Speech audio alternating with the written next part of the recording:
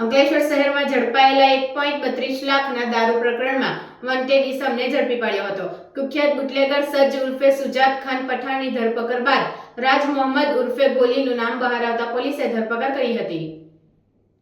બનાવની વિગતો અનુસાર ગત 9મી સપ્ટેમ્બરના રોજ અંકલેશ્વર શહેરે ડિવિઝન પોલીસ મથકના પીઆઈ પીજી ચાવડા અને ટીમ પેટ્રોલિંગમાં હતી। તે દરમિયાન ચોક્કસ માહિતી મળી હતી કે કાગડીવાડ ખાતે કુખ્યાત બુટલેગર સુજાન ખાન ઉર્ફે સજ્જુ પઠાણ અને તુફેલ સલીમ મલેકે ઉમરવાડા રોડ પર આવેલ પલ રેસિડેન્સી 1માં 1.27 લાખનો દારૂનો જથ્થો સંતાડ્યો હોવાની માહિતીના આધારે ઝડપી પાડ્યો હતો અને જે તે વખતે પોલીસે અરબાઝ અસલમ શેખ અને મહમદ અશદ અસલમ શેખને ઝડપી પાડ્યા હતા।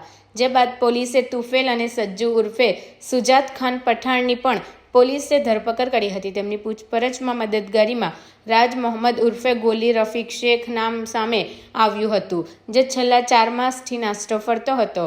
અંતે ગત રોજ અંકલેશ્વર શહેરના પીઆઈ પીજી ચાવડાના માર્ગદર્શન હેઠળ વોન્ટેડ આરોપીને ઝડપી પાડવાની કવાયત શરૂ કરતા ચોક્કસ હ્યુમન ઇન્ટેલિજન્સ અને માહિતીના આધારે અંતે દારૂના કટિંગ અને સંગ્રહમાં મદદગારી કરનાર રાજ મોહમ્મદ ઉર્ફે ગોલી રફીક શેખને પોલીસે રંગે હાથ ઝડપી પાડ્યો હતો।